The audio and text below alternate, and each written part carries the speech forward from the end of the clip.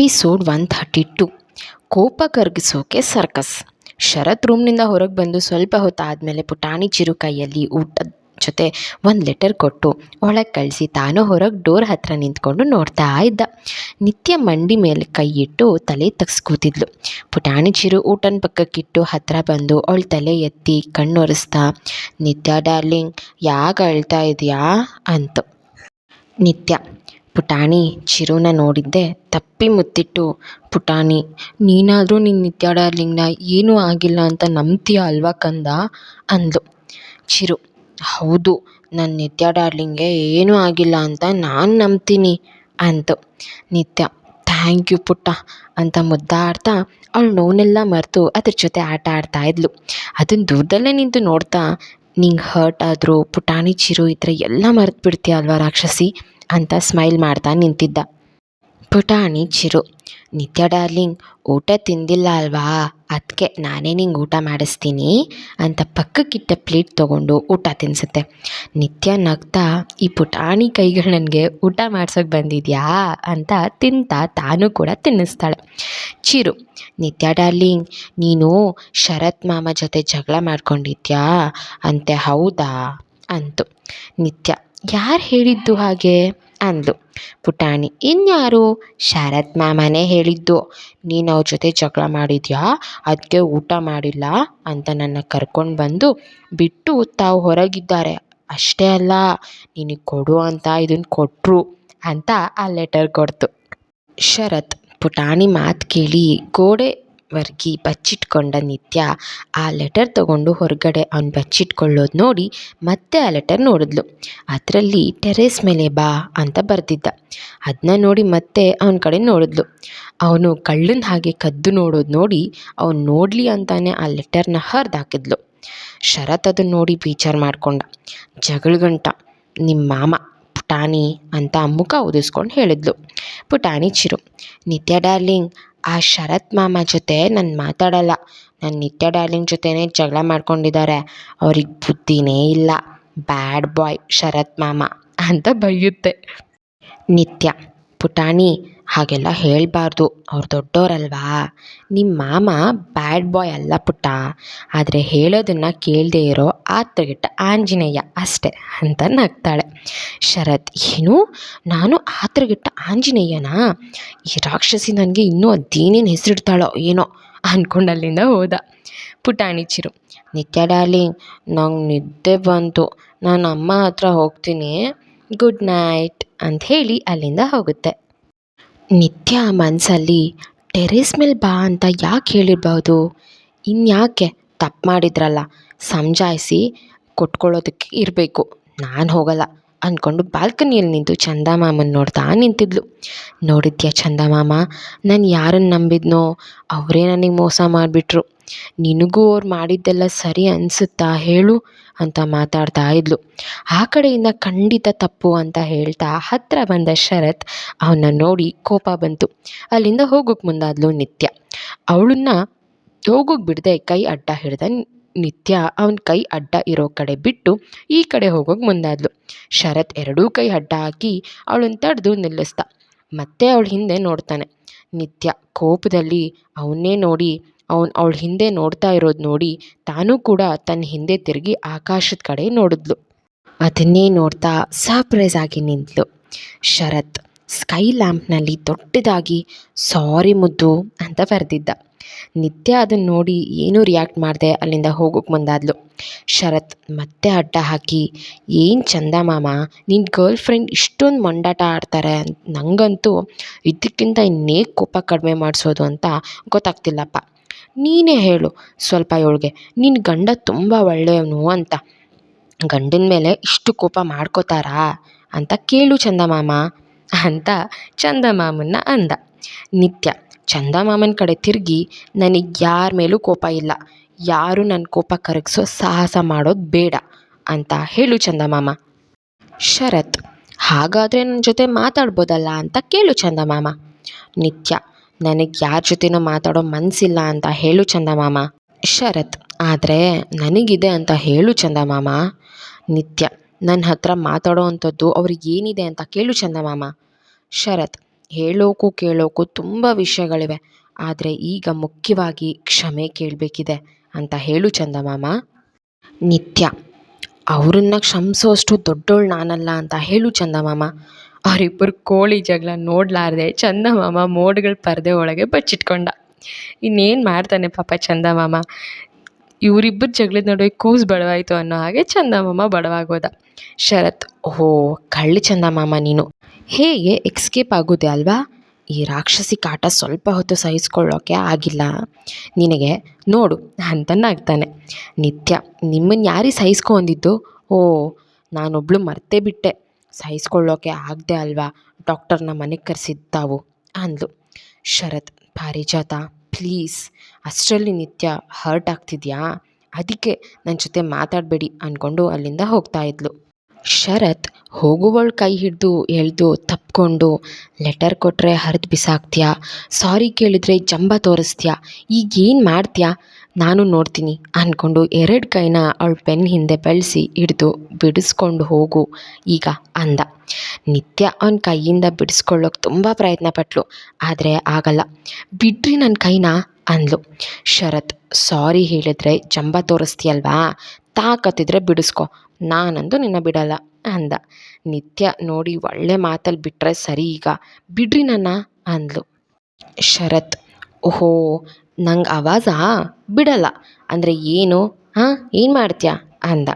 ನಿತ್ಯ: ಬೇಡ, ಏನು ಮಾಡ್ತೀಯ ಅಂದರೆ ನನಗೆ ಪಿತ್ತ ನೆತ್ತಿಗೇರುತ್ತೆ ಅಂತ ಗೊತ್ತಿದ್ದು ಕೆಣಕ್ತಾ ಇದ್ದೀರಾ, ಬಿಡಿ ನನ್ನ ಕೈನ ಅಂದ್ಲು. ಶರತ್: ಹಾಗಾದರೆ ಕ್ಷಮಿಸಿದ್ದೀನಿ ಅಂತ ಹೇಳು. ನಿತ್ಯ ಅವನ ಕೋಪದಲ್ಲಿ ನೋಡಿ, ಕ್ಷಮಿಸೋದು ಅದು ನಿಮ್ಮನ್ನು, ನೋ ಚಾನ್ಸ್ ಅಂದ್ಲು. ಶರತ್: ಹೌದಾ ಅಂದ್ಕೊಂಡು ಇನ್ನೂ ಗಟ್ಟಿಯಾಗಿ ತಪ್ಕೊಂಡ. ಕೈ ಹಿಂದೆ ಹಿಡ್ದಿದ್ರಿಂದ ನಿತ್ಯಗೆ ಕೈ ನೋವು ಜಾಸ್ತಿ ಆಯಿತು.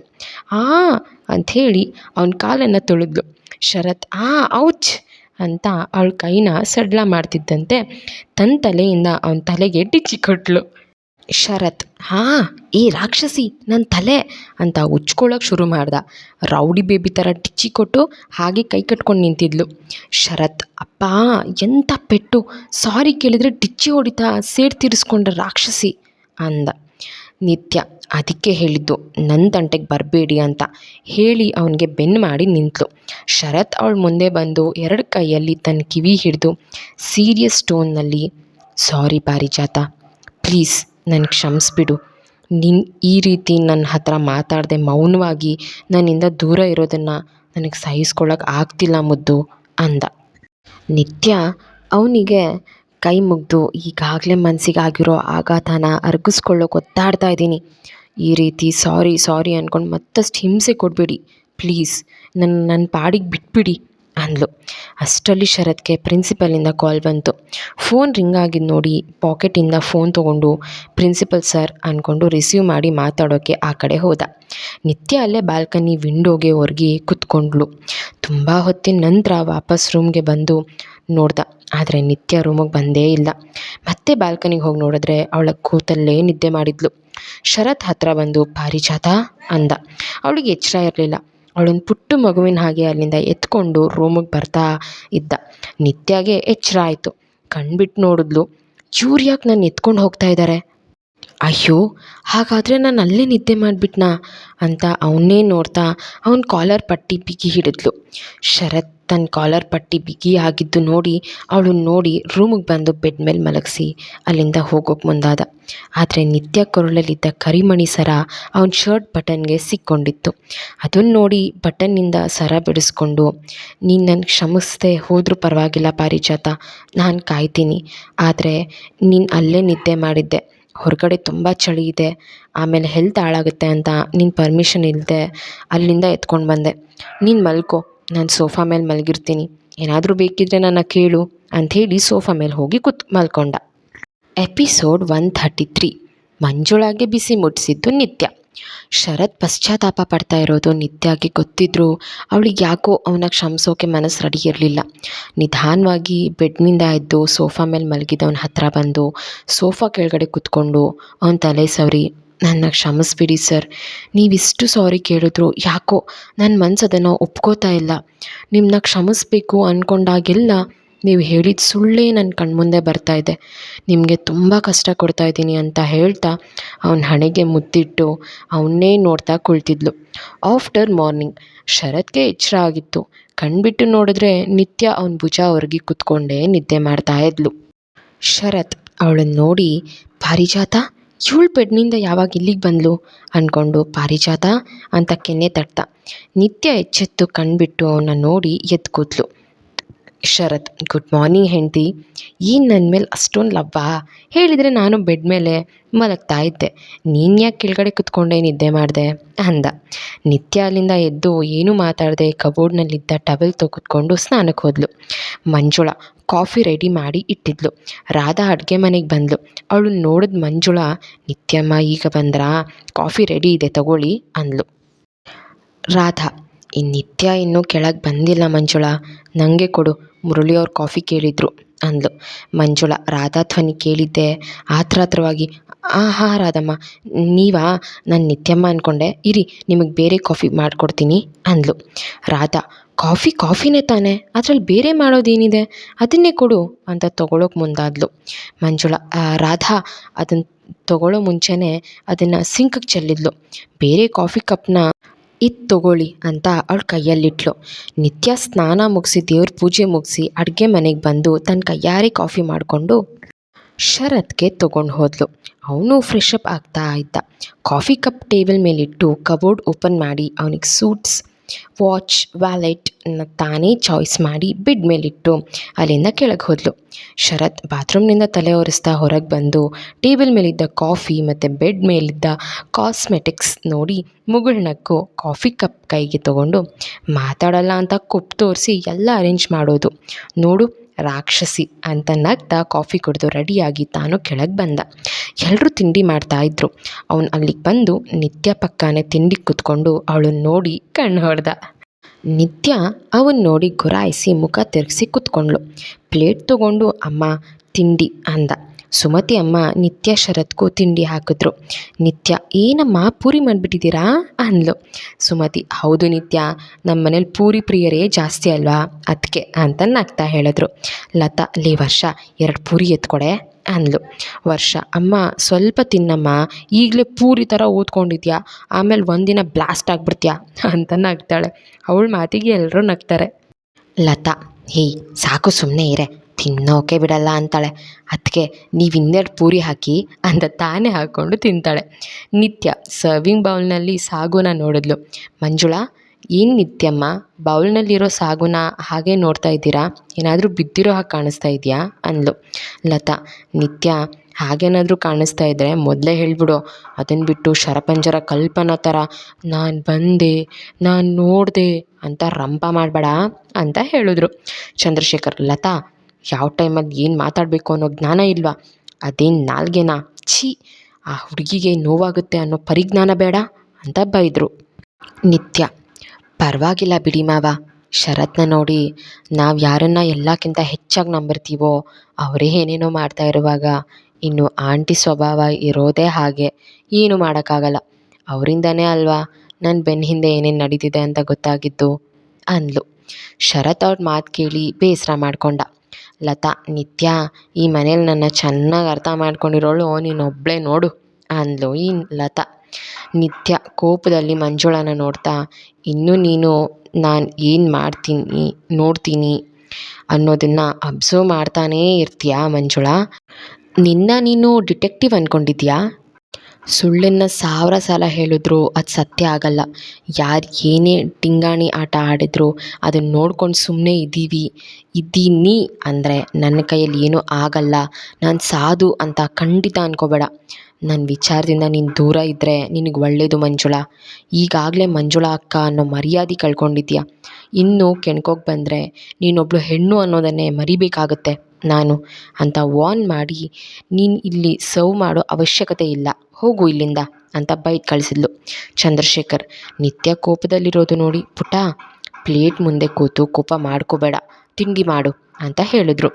ನಿತ್ಯ ಶರತ್ನ ನೋಡದೆ, ಸುಮತಿ ಅಮ್ಮ, ನಾನು ರಾಹುಲ್ ಅಣ್ಣನ ಮನೆಗೆ ಹೋಗ್ತಾ ಇದ್ದೀನಿ, ಶ್ರುತಿನ ನೋಡಬೇಕು ಅನಿಸ್ತಾ ಇದೆ ಅಂತ ಹೇಳಿದ್ಲು.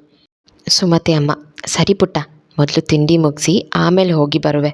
ಹೌದು, ಒಬ್ಬಳೇ ಹೋಗ್ತೀಯಾ ಅಂದರು ನಿತ್ಯ. ಹೌದು, ಯಾಕಮ್ಮ?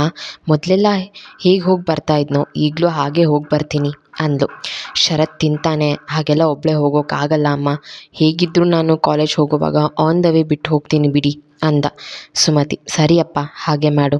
ಚಂದ್ರಶೇಖರ್, ಹಾಗಾದರೆ ಕಾಲೇಜ್ ಶುರುವಾಯಿತು ಅಂತ ಅನ್ನು. ಶರತ್, ಹೌದು ಡ್ಯಾಡಿ, ಅಡ್ಮಿಷನ್ ನಡೀತಾ ಇದೆ ಅಂತೆ. ನೈಟ್ ಪ್ರಿನ್ಸಿಪಲ್ ಕಾಲ್ ಮಾಡಿ ಹೇಳಿದ್ರು. ಹೋಗ್ತಾ ರಾಹುಲ್ ಮನೆ ಹತ್ರ ಬಿಟ್ಟು ಹೋಗ್ತೀನಿ ಬಿಡಿ ಅಂದ. ನಿತ್ಯ, ಇಲ್ಲ ಅಮ್ಮ, ಇವ್ರ ಜೊತೆ ಹೋಗಲ್ಲ ನಾನು, ಒಬ್ಬಳೇ ಕ್ಯಾಬ್ ಮಾಡ್ಕೊಂಡು ಹೋಗ್ತೀನಿ ಅಂದ್ಲು. ಶರತ್, ಒಬ್ಬಳೇ ಕ್ಯಾಬ್ ಮಾಡ್ಕೊಂಡು ಹೋಗೋಕೆ ಮೇಡಮ್ ಅವರು ನಾರ್ಮಲ್ ಹುಡುಗಿ ಅಂದ್ಕೊಂಡಿದ್ದಾರೆ ಅನಿಸುತ್ತೆ. ಅವರು ಭುವಿ ಎಂಟರ್ಪ್ರೈಸಸ್ನ ಬ್ರ್ಯಾಂಡ್ ಅಂಬಾಸಿಡರ್ ಆಗಿದ್ದನ್ನ ಪದೇ ಪದೇ ನೆನಪಿಸ್ಕೋಬೇಕೇನೋ ಅಂದ. ಚಂದ್ರಶೇಖರ್, ಅಯ್ಯೋ ಕ್ಯಾಬ್ ಯಾಕೋ, ನನ್ನ ಸೊಸೆಗೋಸ್ಕರ ಎಷ್ಟು ಕಾರನ್ನು ಬೇಕಿದ್ರು ಕ್ಯೂ ನಿಲ್ಲಿಸ್ತೀನಿ ಗೊತ್ತೇನೋ ಅಂದರು. ನಿತ್ಯ ನಗ್ತಾ, ಥ್ಯಾಂಕ್ ಯು ಮಾವ ಅಂದ್ಲು. ಶರತ್, ಎಷ್ಟು ಕಾರನ್ನು ಬೇಕಿದ್ರು ಕ್ಯೂ ನಿಲ್ಲಿಸ್ತೀರಾ, ಆದರೆ ನಿಮ್ಮ ಸೊಸೆಗೆ ಡ್ರೈ ಮಾಡೋಕ್ಕೆ ಬರಬೇಕಲ್ವಾ ಅಂತ ನಗ್ತಾನೆ. ನಿತ್ಯ ಅವನನ್ನೇ ಗುರಾಯಿಸಿದ್ಲು. ಚಂದ್ರಶೇಖರ್, ಡ್ರೈವ್ ಮಾಡೋಕ್ಕೆ ಬರಲ್ಲ ಅಂದರೆ ಕಲ್ತ್ಕೋತಾಳೆ ಕಣೋ, ಅದೇನು ಮಹಾವಿದ್ಯೆನ, ನನ್ನ ಸೊಸೆ ಮನ್ಸು ಮಾಡಿದ್ರೆ ಏನು ಬೇಕಾದ್ರೂ ಮಾಡ್ತಾಳೆ ಅಂದರು. ಶರತ್, ಹೌದೌದು, ನಾನು ನೋಡಿದ್ದೀನಿ ಅವಳು ಡ್ರೈವಿಂಗ್ ಕಲಿಯೋ ಚಂದನ. ಜೋರಾಗಿ ನಗ್ತಾ, ಡ್ಯಾಡಿ ಒಂದಿನ ಶುಂಠಿ ಕೊಪ್ಪದಲ್ಲಿ ಇವಳು ಏನು ಮಾಡಿದ್ಲು ಗೊತ್ತಾ, ಡ್ರೈವಿಂಗ್ ಕಲಿಯೋಕೆ ಹೋಗಿ ಅಂತ ಹೇಳ್ತಿದ್ದವನ್ನ ಉರ್ಕೊಂಡು ಕೋಪದಲ್ಲಿ ಕಾಲು ತೊಳೆದ್ಲು ನಿತ್ಯ. ಶರತ್ ನಗ್ತಲೇ, ಔಚ್ ಈ ರಾಕ್ಷಸಿ, ನೋಡಿ ಡ್ಯಾಡಿ ಇವಳು ಬಂಡವಾಳ ಎಲ್ರಿಗೂ ಗೊತ್ತಾಗುತ್ತೆ ಅಂತ ಕಾಲು ತುಳಿತಾ ಇರೋದು ಅಂತ ಹೇಳ್ದ. ನಿತ್ಯ ಮತ್ತಷ್ಟು ಹುರ್ಕೊಂಡು, ನೋಡಿ ಮಾವ, ಇವರನ್ನು ಸುಮತಿ ಅಮ್ಮ ಬಾಯಿ ಮುಚ್ಕೊಂಡು ತಿಂದ್ಕೊಂಡು ಇಲ್ಲಿಂದ ಎದ್ದು ಹೋಗೋಕೆ ನಿಮ್ಮ ಮಗನಿಗೆ ಅಂದ್ಲು. ಶರತ್, ಹಾಗಾದರೆ ನೀವು ಮಾವ ಸೊಸೆ ಸೇರಿಕೊಂಡು ನಮ್ಮ ಕಾಲು ಎಳೆದ್ರೆ ನಾವು ಬಿಡ್ತೀವಾ ಅಂದ. ಚಂದ್ರಶೇಖರ್, ಶರತ್ ಸಾಕು ನನ್ನ ಸೊಸೆನ ಗೋಳಿಕೊಂಡಿದ್ದು. ನಿತ್ಯ, ನೀನು ತಿಂಡಿ ಮುಗಿಸಿ ರೆಡಿ ಆಗಮ್ಮ, ನಾನು ದಾಮುಗೆ ಹೇಳ್ತೀನಿ ನಿನ್ನ ರಾಹುಲ್ ಮನೆಗೆ ಕರ್ತ್ಕೊಂಡು ಹೋಗು ಅಂತ ಅಂದರು. ಶರತ್, ಅಯ್ಯೋ ಡ್ಯಾಡಿ ನೀವು ಹೋಟೆಲ್ ಹೋಗ್ತೀರಾ ಅಲ್ವಾ ಅಂದ. Chandrashekar, no no no no, ಅದನ್ನೆಲ್ಲ ಶಶಾಂಕ್ ನೋಡ್ಕೋತಾನೆ, ನಾನು ಇವತ್ತು ಮನೇಲೇ ಇರ್ತೀನಿ, ಸೊ ದಾಮು ಫ್ರೀ ಇರ್ತಾನೆ, ನಿನ್ನ ಕರ್ಕೊಂಡು ಹೋಗಿ ಬರ್ತಾನೆ ಬಿಡಮ್ಮ ಅಂದರು. ನಿತ್ಯ ಶರತ್ ಕಡೆ ನೋಡಿ ಒಳಗೇ ನಗ್ತಾ, ಥ್ಯಾಂಕ್ ಯು ಮಾವ ಅಂತ ಕೈ ತೊಳ್ಕೊಂಡು ತನ್ನ ರೂಮಿಗೆ ಹೋದ್ಲು. ಶರತ್ ಉರ್ಕೊಂಡು ಚಂದ್ರಶೇಖರ್ ಅವ್ರ ಕಡೆ ತಿರುಗಿ, ಡ್ಯಾಡಿ ನನ್ನ ಲವ್ ಸ್ಟೋರಿಗೆ ನೀನೇ ವಿಲನ್ ಆಗಿಬಿಟ್ರಲ್ಲ, ಹೋಗಿ ಡ್ಯಾಡಿ ಅಂತ ಅಂದ. ಚಂದ್ರಶೇಖರ್, ವಿಲನ್ನ ನಾನಾ, ಯಾಕೋ ಮಗನೇ ನಾನೇನು ಮಾಡಿದೆ ಅಂದರು. ಶರತ್, ಮತ್ತು ಇನ್ನೇನು, ಹಾಂ ನನ್ನ ಜೊತೆ ರಾಕ್ಷಸಿ ಸರಿಯಾಗಿ ಮಾತಾಡ್ತಾ ಇಲ್ಲ ಡ್ಯಾಡಿ, ನನ್ನ ಮೇಲೆ ಕೋಪ ಮಾಡಿಕೊಂಡು ಮುನಿಸ್ಕೊಂಡಿದ್ದಾಳೆ. ಅವಳನ್ನು ಹೊರಗಡೆ ಕರ್ಕೊಂಡು ಹೋಗಿ ಸಮಾಧಾನ ಮಾಡೋಣ ಅಂದ್ಕೊಂಡ್ರೆ ಅವಳು ನನ್ನ ಜೊತೆ ಬರಲ್ಲ. ಅಟ್ಲೀಸ್ಟ್ ರಾಹುಲ್ ಮನೆ ತನಕ ಹೋಗುವಾಗಾದರೂ ಒಬ್ಬಳೇ ಸಿಗ್ತಾಳೆ, ಪ್ರೈವೇಸಿ ಇರುತ್ತೆ. ಹೇಗಾದರೂ ಕನ್ವಿನ್ಸ್ ಮಾಡೋಣ ಅಂತ ನಾನು ಪ್ಲ್ಯಾನ್ ಮಾಡಿದರೆ ಅದಕ್ಕೂ ಕಲ್ಲು ಹಾಕ್ಬಿಟ್ರಲ್ಲ ಅಂದ. ಚಂದ್ರಶೇಖರ್, ಹೌದಾ, ಇರು ನಾನೇ ರೆಕಮೆಂಡ್ ಮಾಡ್ತೀನಿ ಅಂದರು. ಶರತ್, ಅಯ್ಯೋ ಡ್ಯಾಡಿ ಆಮೇಲೆ ಅದಕ್ಕೂ ನನ್ನ ಮೇಲೆ ಮುನ್ಸ್ಕೊತಾಳೆ, ನೀವೇನು ಮಾತಾಡಬೇಡಿ ಅಂದ್ಕೊಂಡು ಕೈ ತೊಳ್ಕೊಂಡು ಹೊರಟ. ಪುಟಾಣಿ ಚಿರು, ಶರತ್ ಮಾಮ ಅದೇನದು ಮುಖದ ಮೇಲೆ ಅಂತು. ಶರತ್, ಮುಖದ ಮೇಲ ಏನು ಪುಟಾಣಿ ಅಂತ ಕೆನ್ನೆ ಮುಟ್ಟು ನೋಡ್ಕೊಂಡ. ಚಿರು, ಅಯ್ಯೋ ಅಲ್ಲಲ್ಲ, ಕೆಳಗೆ ಕೂತ್ಕೋ, ನಾನು ಕ್ಲೀನ್ ಮಾಡ್ತೀನಿ ಅಂತ ಹೇಳುತ್ತೆ. ಶರತ್ ಪುಟಾಣಿ ಮುಂದೆ ಮಂಡಿಯೂರಿಗೆ ಕೂತ ಕೆನ್ನೆ ಮೇಲೆ ಒಂದು ಮುತ್ತಿಟ್ಟು ಅವ್ನ ಕೆನ್ನೆ ಕ್ಲೀನ್ ಮಾಡಿ ಹೋಗಿ ಅಂತು. ಪುಟಾಣಿ ಚಿರು. ಶರತ್ ಥ್ಯಾಂಕ್ ಯು ಅಂತ ಹೇಳಿ ರೂಮಿಗೆ ಹೋದ. ಈ ಕಡೆ ನಮ್ಮ ಶರತ್ ಅಂತೂ ನಿತ್ಯನ ಕನ್ವಿನ್ಸ್ ಮಾಡೋದರಲ್ಲಿ ಟ್ರೈ ಮಾಡಿ ಮಾಡಿ ಮಾಡಿ ಯಾಕೋ ಎಲ್ಲದರಲ್ಲೂ ಫೇಲ್ಯೂರ್ ಆಗ್ತಾ ಇದ್ದಾನೆ. ಸೊ ಇನ್ನೊಂದು ಕಡೆ ಮಂಜುಳಾ ಕಾಫಿಗೆ ಏನು ಬೆರೆಸಿದ್ಲು, ಅವಳು ಏನಾದರೂ ಬೆರೆಸಿ ಕೊಡ್ತಾ ಇದ್ದಾಳಾ? ಹಾಗಿದ್ದರೆ ರಾಧಾವನ್ ಕೇಳಿದಾಗ ಆ ಕಾಫಿನ ಯಾಕೆ ಕೊಡಲಿಲ್ಲ? ನಿತ್ಯ ಅಂದ್ಕೊಂಡು ಕೊಡೋಕೆ ಹೋಗಿದ್ದಿದ್ದು ಕಾಫಿನ ಸಿಂಕ್ಗೆ ಯಾಕೆ ಚೆಲ್ಲಿದ್ಲು? ಸೊ ಇದನ್ನೆಲ್ಲ ನಾವು ನೆಕ್ಸ್ಟ್ ಎಪಿಸೋಡಲ್ಲಿ ತಿಳ್ಕೊಳ್ಳೋಣ. ಆದಷ್ಟು ಬೇಗ ಮುಂದಿನ ಎಪಿಸೋಡ್ನ ನಾಳೆ ಹಾಕ್ತೀನಿ ಅಂತ ಹೇಳ್ತಾ ನನ್ನ ಚಾನಲ್ನ ಸಬ್ಸ್ಕ್ರೈಬ್ ಮಾಡ್ಕೊಳ್ಳೋದನ್ನು ಮರಿಬೇಡಿ.